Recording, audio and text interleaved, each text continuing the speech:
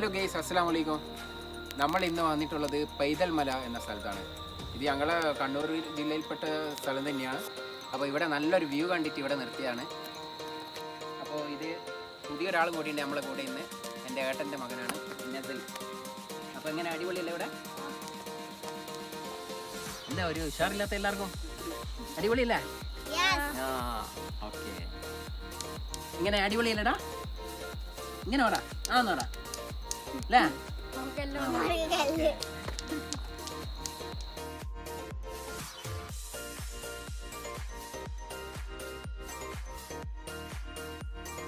അപ്പോൾ നമ്മൾ പൈതൽ മലയിലെത്തി.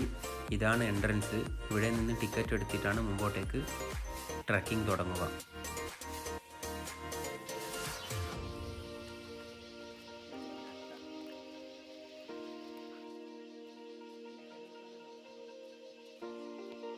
വലകളിൽ ഇങ്ങനെ ചുറ്റിട്ടുള്ള മരത്തിനല്ല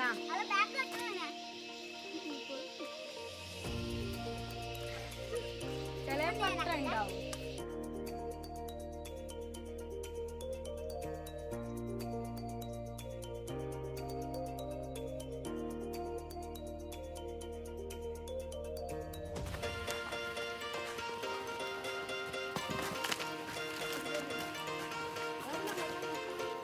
കുറേ കയറ്റം കയറാനുണ്ട്.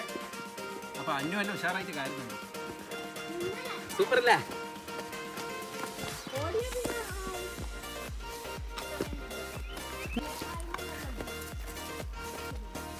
അട്ട കയറിയിട്ടുണ്ട്, പണി കിട്ടുന്നുണ്ട്. ഇതാണ് അട്ട. പറഞ്ഞത് അട്ട കയറും.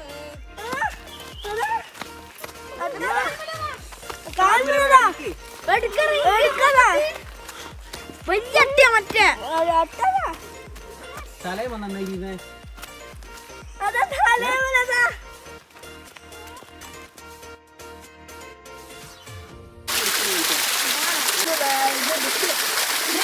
വരുന്ന വെള്ളം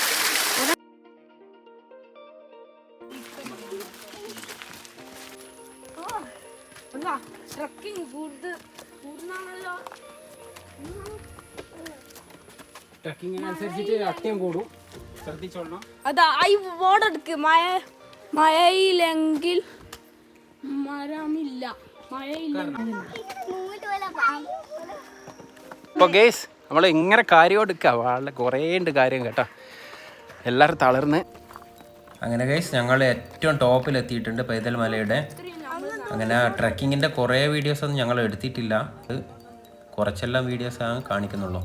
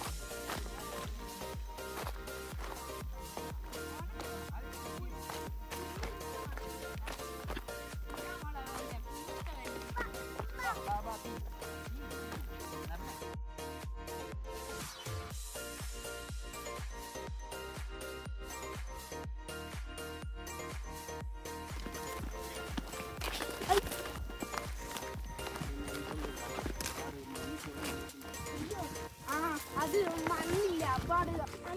പിന്നെ നമ്മൾ ഭൂമിന്റെ അടിയിലുണ്ടാവും.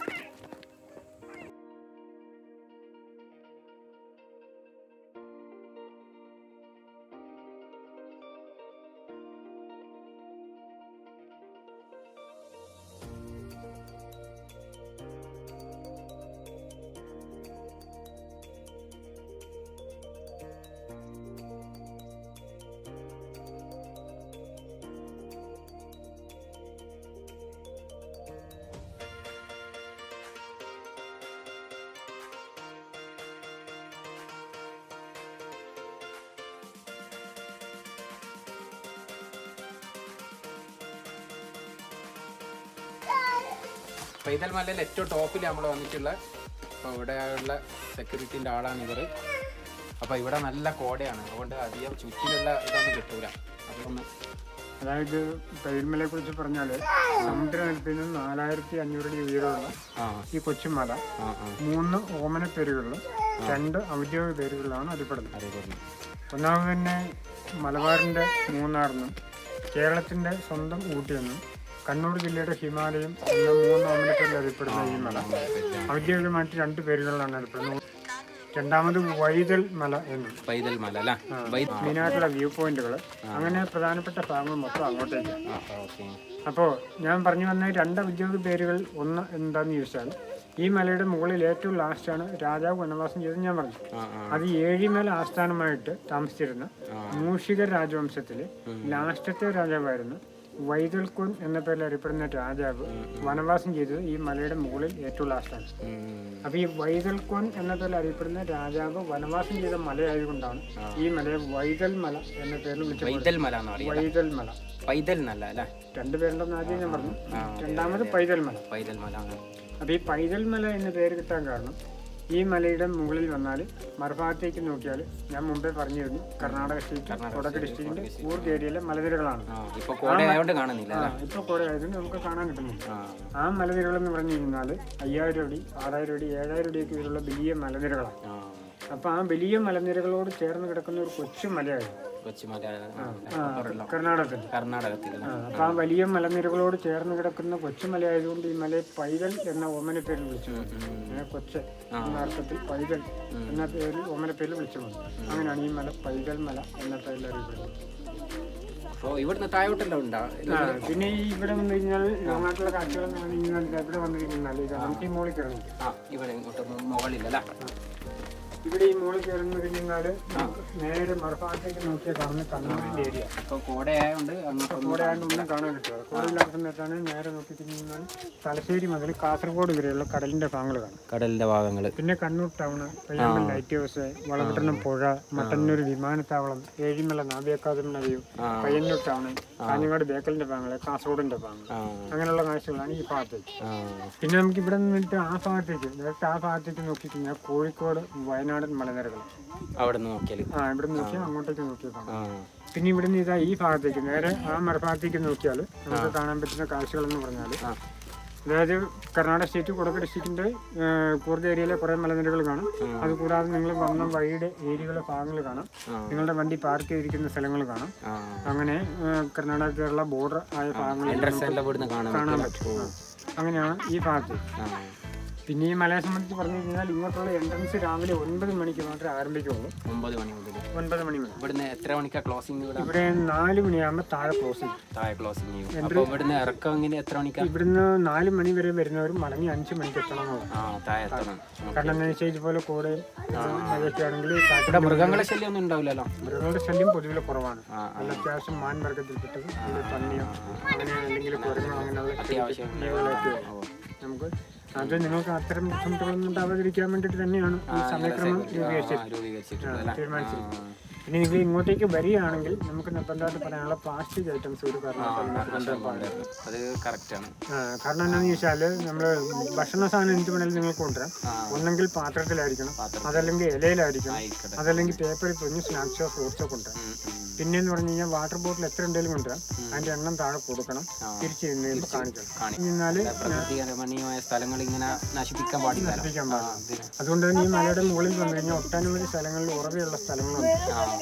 ഞങ്ങൾ അവിടുന്ന് താഴ്ന്ന് വെള്ളം കുടിച്ചിരുന്നു. നല്ല നല്ല അരുവിയായിട്ട് വരുന്ന നല്ല മിനറൽ വാട്ടർ എന്ന് പറഞ്ഞാൽ കുപ്പിവെള്ളം മേടിക്കുന്നേക്കാളും നല്ലത് നല്ല വെള്ളം. നല്ല തണുപ്പുണ്ട്. ഫ്രിഡ്ജിൽ എടുത്ത് കുടിക്കുന്ന പോലെ ഉണ്ട്. നല്ല തണുപ്പായിട്ട് നേരെ പാറയിൽ വരുന്ന വെള്ളം. അതെ, ഇതിന്റെ മുകളിൽ വന്നാലുള്ള വെള്ള അരുവിയുടെ സ്രോതസ് നമ്മൾ കാണിച്ചു കൊടുക്കാത്തതിന്റെ കാരണം എന്താണെന്ന് ചോദിച്ചാൽ നമ്മളൊരു ആരന്മാർക്ക് വെച്ചൊരു ബോർഡ് വെച്ചിട്ട് കുടിവെള്ളം ബോർഡ് വെച്ച് കഴിഞ്ഞാൽ എല്ലാവരും അങ്ങോട്ടേക്ക് പോകും.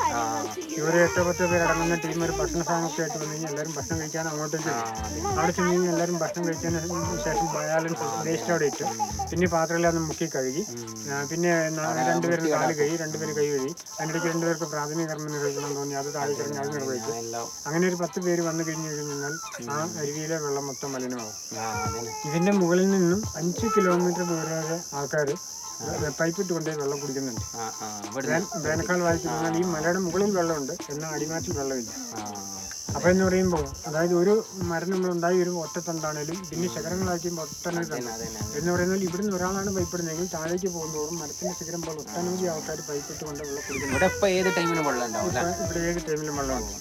അപ്പോൾ ആ കുടിവെള്ളത്തിന്റെ സ്രോതസ് മലിനമാകാതിരിക്കാൻ വേണ്ടിയാണ് പ്രകൃതിനെ നശിപ്പിക്കാണ്ട് നോക്കുക. എന്നാലേ നമുക്ക് എപ്പോ അത് ഭാവി തലമുറക്കെല്ലാം ഉണ്ടാവും. ഉള്ള ഇത് വനംവന്യജീവികൾ എന്ന് പറയുമ്പോൾ നമ്മുടെ പാരമ്പര്യ സ്വത്താണ്. വരും തലമുറയുടെ കയ്യിലേക്ക് കാടുകളും ഉത്തരവാദിത്തമാണ്. അപ്പൊ അതിന്റെ നല്ല പോയിന്റാണ്. നിങ്ങളുടെ പേരെന്താണ്? എൻ്റെ പേര് ആന്റണി എന്നാണ്. ഞാൻ ഫോറസ്റ്റ് ഡിപ്പാർട്ട്മെന്റിന്റെ കീഴിൽ 9 വർഷമായിട്ട് ഇവിടെ പരിചയപ്പെട്ടതിൽ വളരെ സന്തോഷം.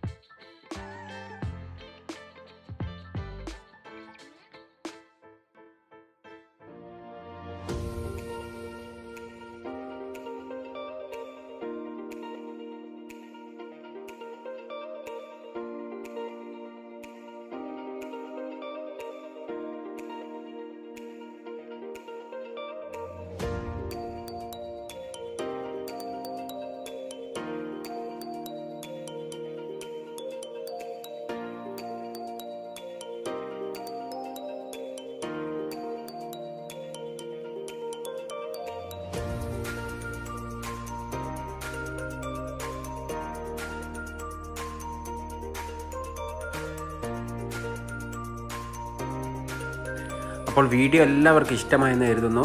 വീഡിയോ കാണുന്നവരിൽ സബ്സ്ക്രൈബ് ചെയ്യാത്തവരുണ്ടെങ്കിൽ ഒന്ന് സബ്സ്ക്രൈബ് കൂടി ചെയ്യണേ.